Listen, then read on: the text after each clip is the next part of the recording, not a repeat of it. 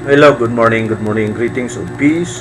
Assalamualaikum warahmatullahi wabarakatuh. Ito po, ang topic natin ito ay absurdities in the Bible. Yung mga andyan sa Biblia na hindi ka panipaniwala. Na? Ibig sabihin na against po ito sa science at kahit sino po ay magtataka at hindi dapat kapanipaniwalaan. Na? So before anything else, gusto ko lang po niyo mapapanood itong ating maliit na video. Sandali lang po. Snakes are powerful and stealthy predators that usually get their way when they attack a prey. Whether it's the black mamba, the king cobra, or the python, snakes usually rule. If you want to see how they rule, keep watching as we count down the top 15 moments when huge snakes eat their prey that will make you cringe. Okay, no? Ito po ang pag-usapan natin. Ito po ang snakes, no? Ano ba ang kinakain nitong ahas na ito? At ito po ay documentary. Nakikita po ito, pinapanood at dinodocument kung ano po ang kinakain ng ahas. Sandali lang.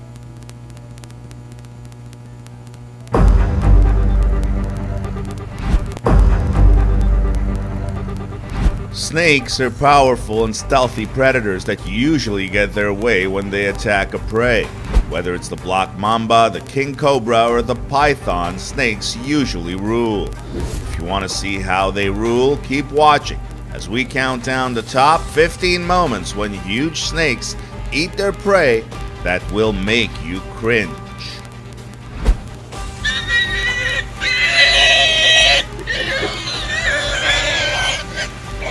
Number 15, Python. Everyone knows how tough hyenas are, but this python has just finished killing one and is now swallowing it whole.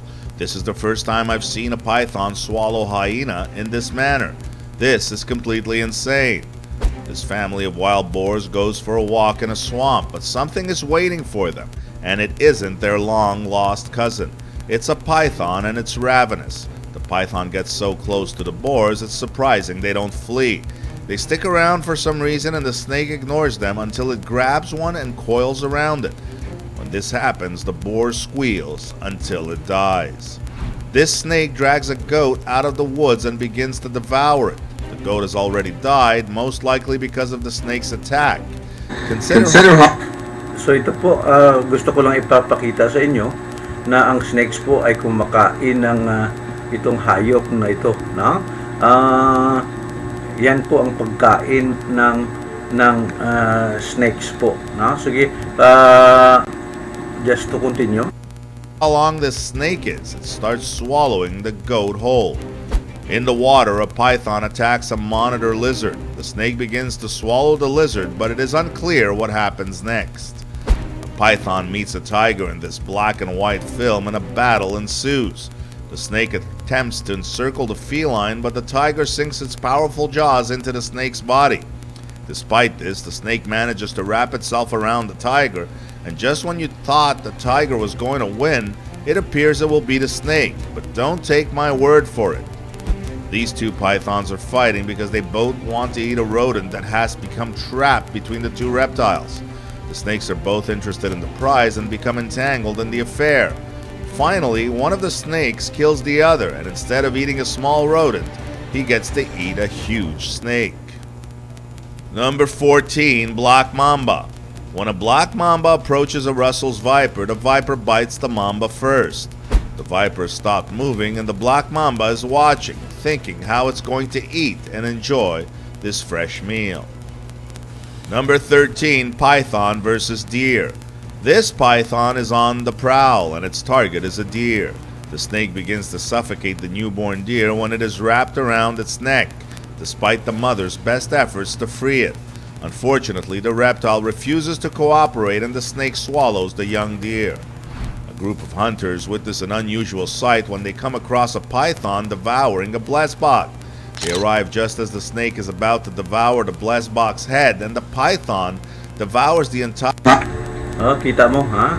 Pinapakita talang po na kung ano ang ginagawa ng ahas na ito. Kinakain niya yung the whole deer, kanina yung the whole na baboy, at saka kumakain din po ng kapwa snakes, ang snakes po. No? So ito ang gusto kong ipapakita sa inyo. Just to let you know kung ano po ang ginagawa ng itong ahas po. So titingnan po natin na itong ginagawa natin. Gusto ko lang po ipapakita na ang nangyayari ng ang ahas na ito ay kumakain po ng carnivorous po ito no? So ang kinakain niya ay magkaiba-ibang mga pagkain, no? So hindi lamang po ito ay makikita natin na talagang documentary po ito, no? So ang nangyayari ang ahas na ito ay kumakain po ng carnivorous po ito no? So dito sa Genesis 3:14 makikita po na ipapakita ko ako anong versikulo. Genesis 3:14, and the Lord God said unto the serpent, medyo penalty po ito, punishment po ito ng Panginoong Diyos sa serpent dahil tinitempt niya po si Eve, no? Si Eve ay kumakain ng prutas, ang Diyos ay binagbabawal na lumapit at kumain ng prutas. Pero itong serpent, talagang binigyan niya ng temptation po ito si Eve at na-tempt po na kumain po si Eve ng prutas na pinagbabawal.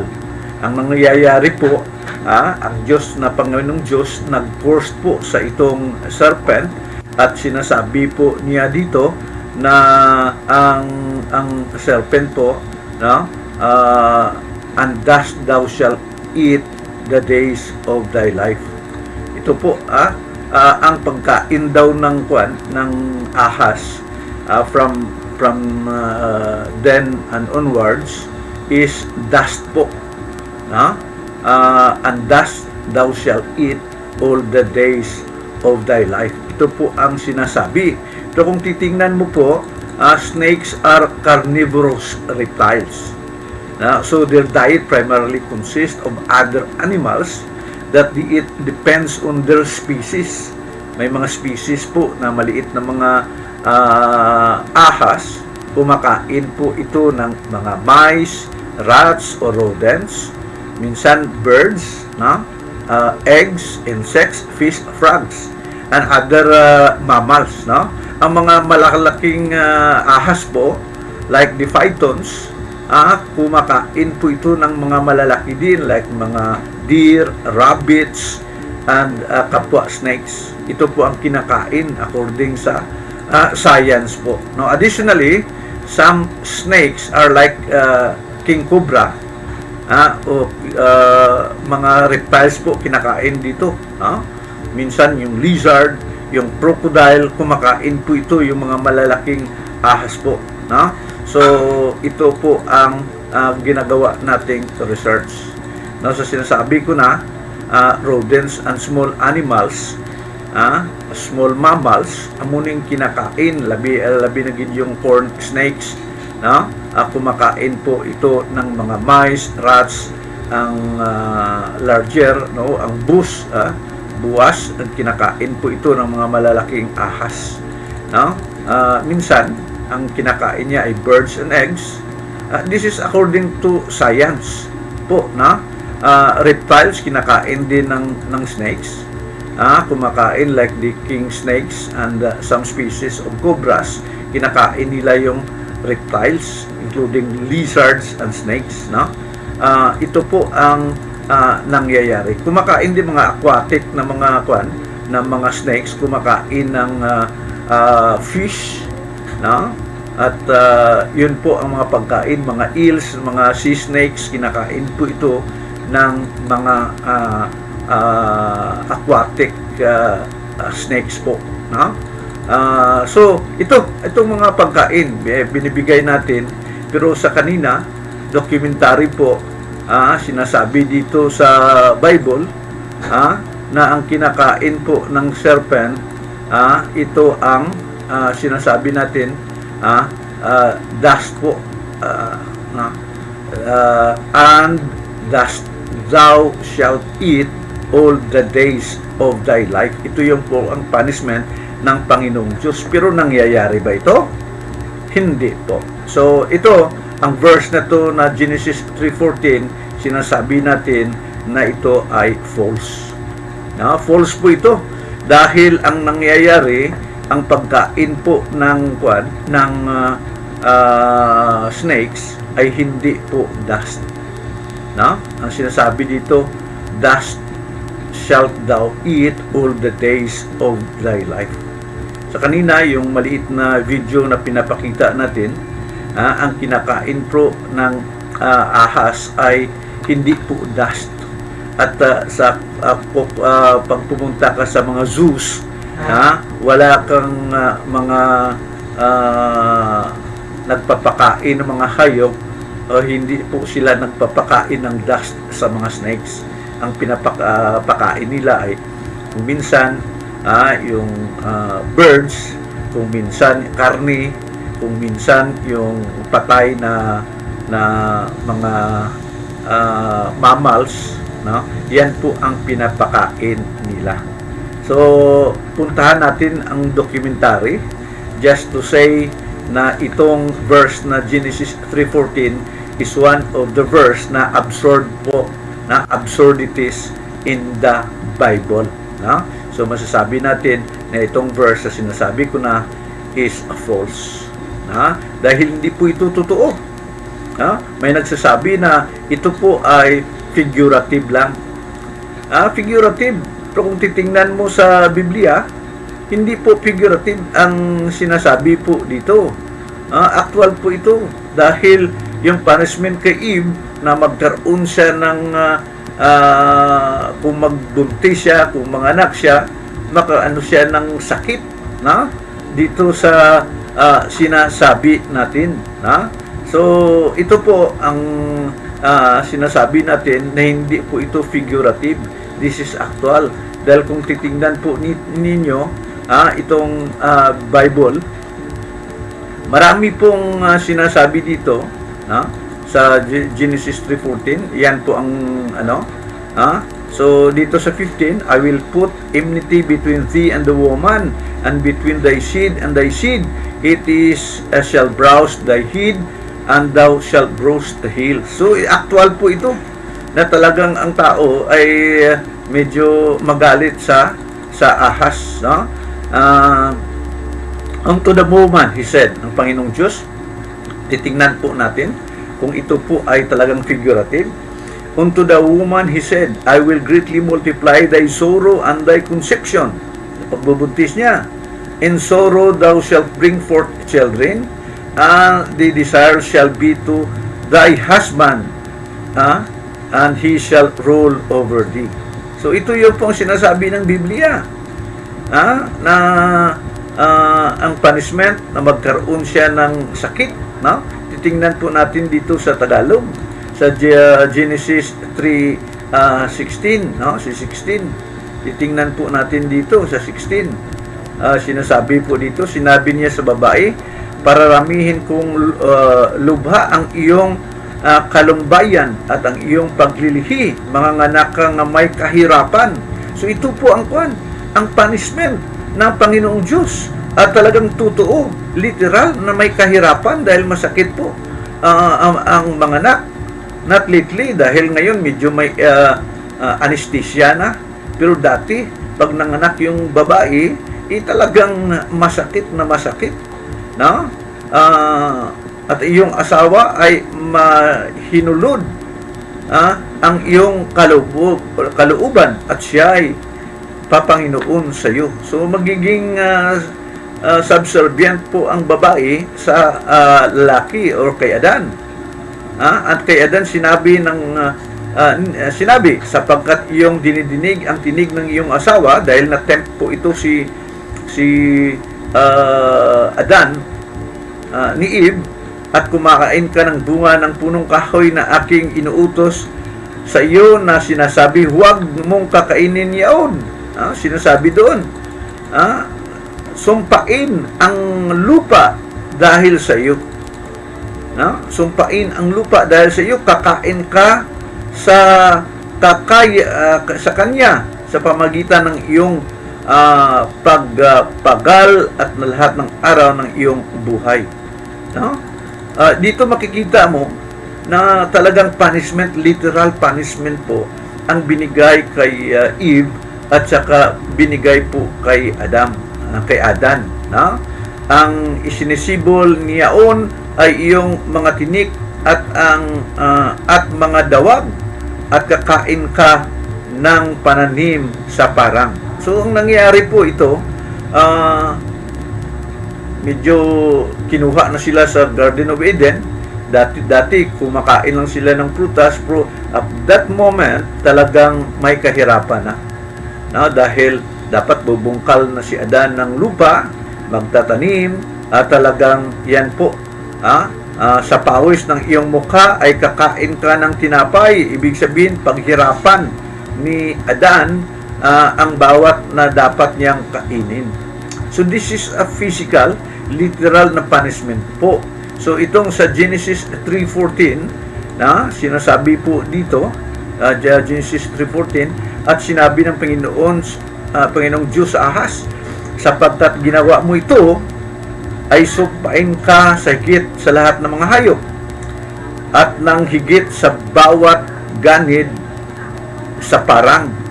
Ang iyong tiyan ay ang ilalakad mo. Talagang gumagapang. Siguro ang nangyari dati, dahil hindi gumagapang yung ahas, siguro lumalakad or lumilipad. So dahil sa punishment na ito, ngayon, so literal po ito. Nakikita natin na ang ahas ay gumagapang na po. Sa pamagitan ng kanyang tiyan, ibig sabihin gumagapang na po. Ang ahas na ito. So literal po ito. At alabok ang iyong kakainin sa lahat ng araw ng iyong buhay. So ito ay sinasabi ko na false po ito. Dahil hindi po ito totoo. Ano po ang totoo kung titingnan mo? Punta natin po ang science. Dandali.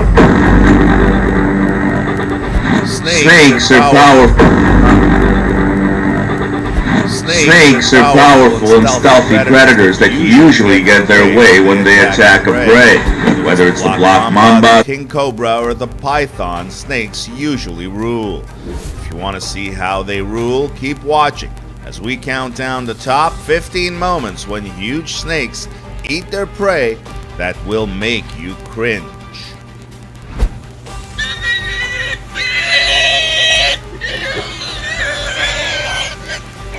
Number 15, Python.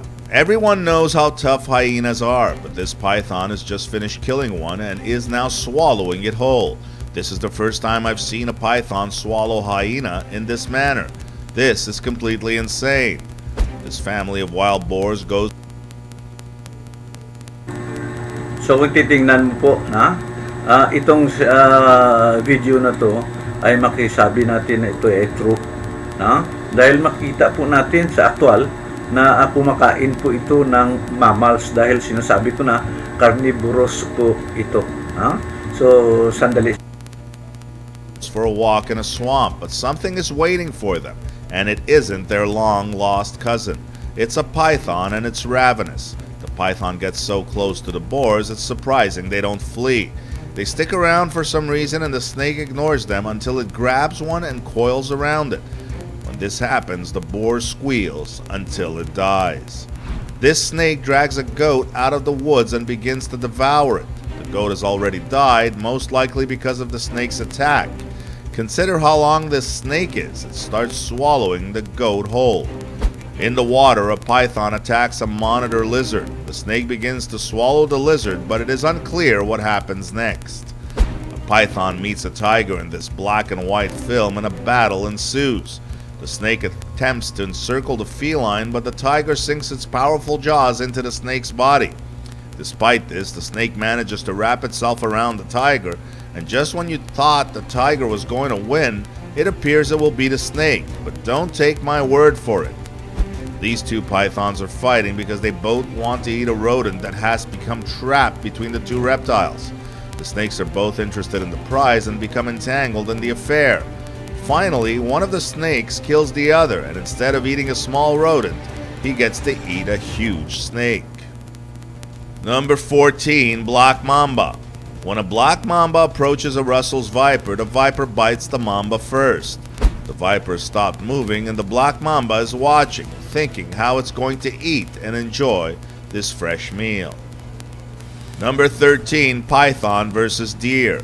This python is on the prowl, and its target is a deer. The snake begins to suffocate the newborn deer when it is wrapped around its neck, despite the mother's best efforts to free it. Unfortunately, the reptile refuses to cooperate, and the snake swallows the young deer. A group of hunters witness an unusual sight when they come across a python devouring a blesbok. They arrive just as the snake is about to devour the blesbok's head, and the python devours the entire blesbok in under 5 hours. It was still there the next day, undisturbed, with a massive figure in its stomach. The video was sped up 8 times to show the entire process of the python swallowing the blesbok, as well as the snake's strength and power as it squeezed the blesbok's entrails apart to fit within its mouth. This is extremely rare footage, but these hunters were fortunate enough to see it. The python, like many predators, hunts in the dark. It has sensors in its snout that detect whether prey is nearby. The python uses bondage as a second weapon after gripping victims with its jaws in a 2-pronged attack. The python's grip on the springbok tightens with each extension.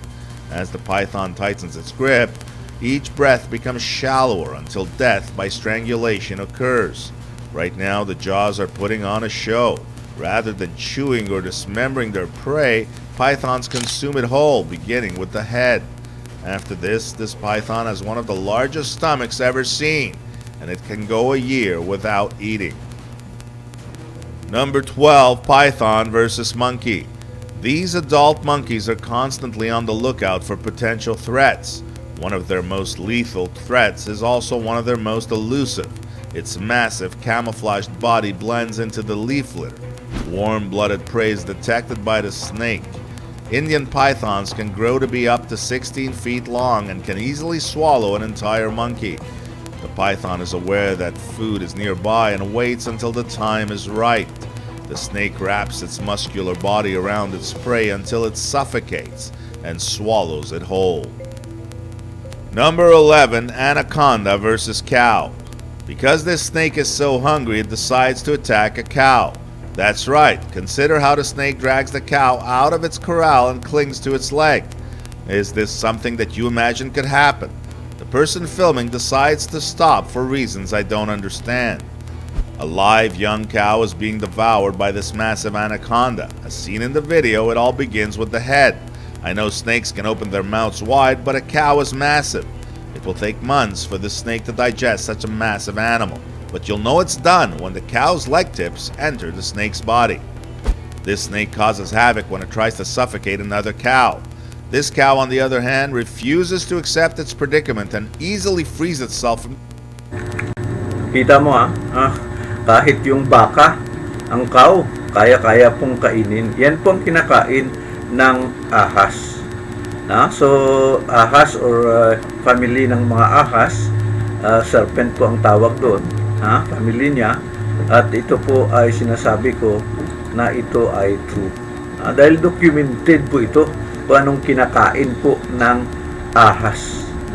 So, magkaiba-iba po ang kinakain, depende sa availability ng posible nilang kainin. Kung maliit na ahas, of course, maliit din na mga mammals ang kinakain. Birds, frogs, ahas, tapos ahas, or itong mga mga rats.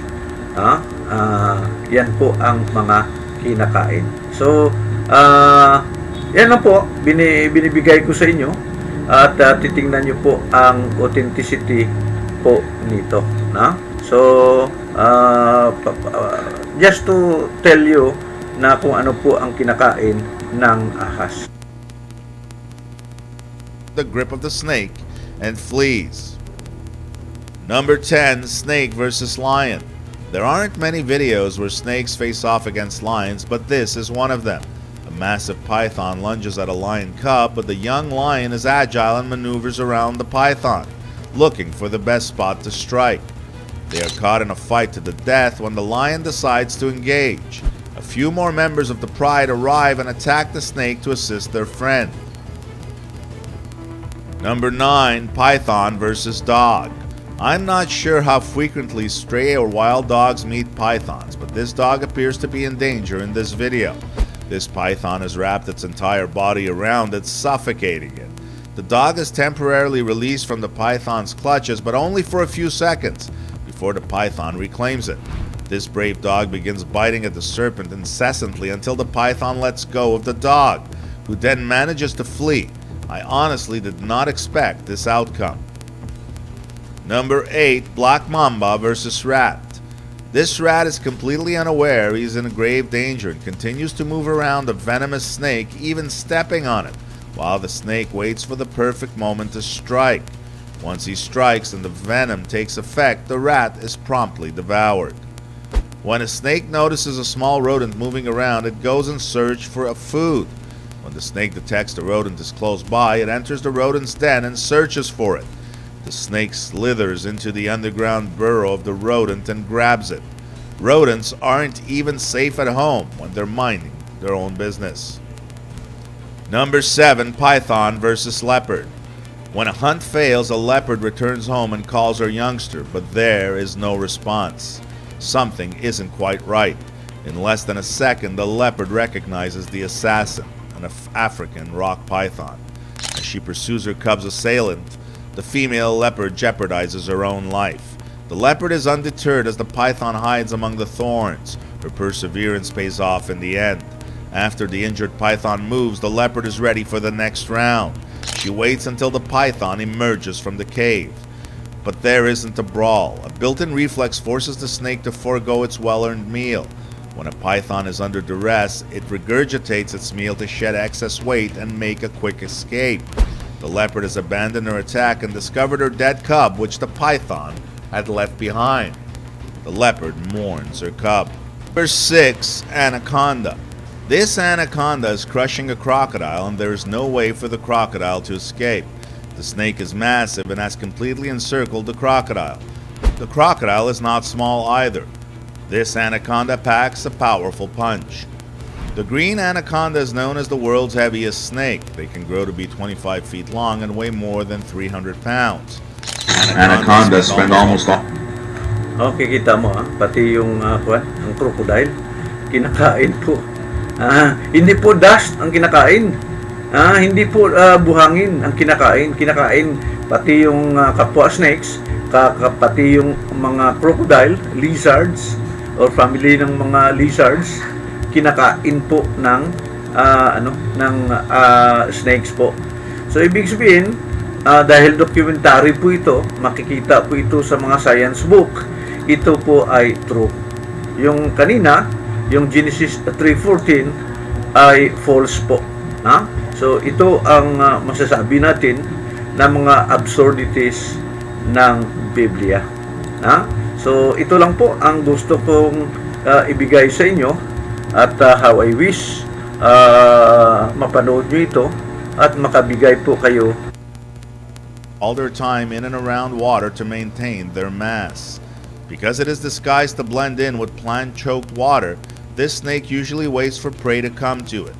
Snakes with eyes and nostrils on top of their heads can stay underwater for extended periods of time while waiting for prey. On this flooded plain, the capybara, the world's largest rodent, which can weigh more than 100 pounds, coexists with the anaconda. Because aquatic plants account for a large portion of the capybara's diet, they spend a lot of time near water, making it an ideal anaconda hunting habitat. It can stalk underwater without being noticed by extending its head long enough to assess distance. It's just sitting there, doing nothing. It strikes, encircling the massive rodent with 6 rows of fangs. There's no way out of this predicament. Anacondas do not use venom to kill their prey. They suffocate their prey by preventing blood flow to the heart, resulting in cardiac arrest. When the heart stops beating, they start eating their meal whole, toes and all. Their jaws, elastic ligaments, and flexible joints assist them in accomplishing this.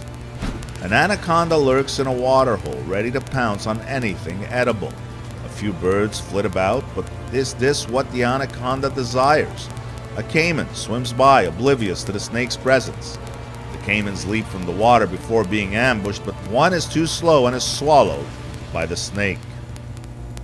Number 5, snake versus mouse. This snake must be in heaven. His tank is full of white mice, which he is devouring one by one.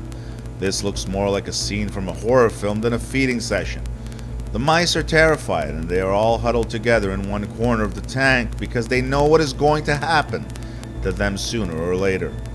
Rats and mice are a tasty part of a snake's diet, and this rat ran into the wrong snake on his way to work. He had his lunchbox and his favorite work uniform on, but the snake didn't seem to care. This little guy was grabbed by a black mamba and swallowed for breakfast. There was no need for raspberry jam or bread. Because the rat was so young, authorities issued an Amber Alert only to discover that the snake had already devoured the victim. Number 4, anaconda enters pig pen. This anaconda approaches this sleeping pig and easily snatches it. The pig thinks it's having a nightmare, but the truth is, it's being swallowed by a python. This dead pig is being swallowed face first by this anaconda. At least the snake killed it before. An anaconda enters a pig pen and devours a small pig. The pig doesn't move and it doesn't look like it's breathing, so I'm assuming it's already dead. This snake is going to enjoy this meal. Number 3, python versus rabbit. This adorable white rabbit is the Burmese Python's lunch. So, yan po ang makikita natin. Talagang documentary po ito na ang ahas ay kumakain ng mga mammals, no? Dahil ito po ay carnivorous. Hindi kumakain po ito ng dust. Yan po ang sinasabi sa Biblia, no? Ang sinasabi sa Biblia ay kumakain po ito ng dust. Dito sa Genesis 3:14, and the Lord God said unto the serpent, because thou hast done this, thou art cursed above all cattle, and above every beast of the field. Upon thy belly shalt thou go, and dust shalt thou eat all the days of thy life. Itong verse na po ito, particularly itong kinakain ng ahas daw as a punishment na dust ay false. So maraming questions po ito dahil kung titingnan mo dito sa picture, ang ahas po ay kumakain ng mice, birds, frogs, lizard, and so on and so forth. No? So that is one of the absurdities, and I can give you actually 100 more or maybe 200 more of the absurdities in the Bible. Yan lang po muna ang gusto kong ipakita sa mga pastor dyan na kilala ko. Please comment kung ano po ang katotohanan, dahil sa kikita ko ito ay false, at yung mga kinakain po ng ahas ay mga dahil sinasabi po dito na snakes are carnivorous. No, sa titingnan po natin siya dito, ang snakes po ay carnivorous reptile. Na sinasabi dito, so their eat primarily consist of other animals. Yan po ang kinakain. This is scientifically correct po. Na? So yan lang po ang masasabi ko. That is a comparative sa actual science kag sa absurdities na makita sa Biblia. Sa just to let you know, ako po ay si Engineer Ronnie Albao, ang inyong Bible falsehood exposer. Proclaim the truth and expose the falsehood. Sige. Na? So, may the peace and blessing of the one true God be to each and everyone. Bye-bye! Bye-bye!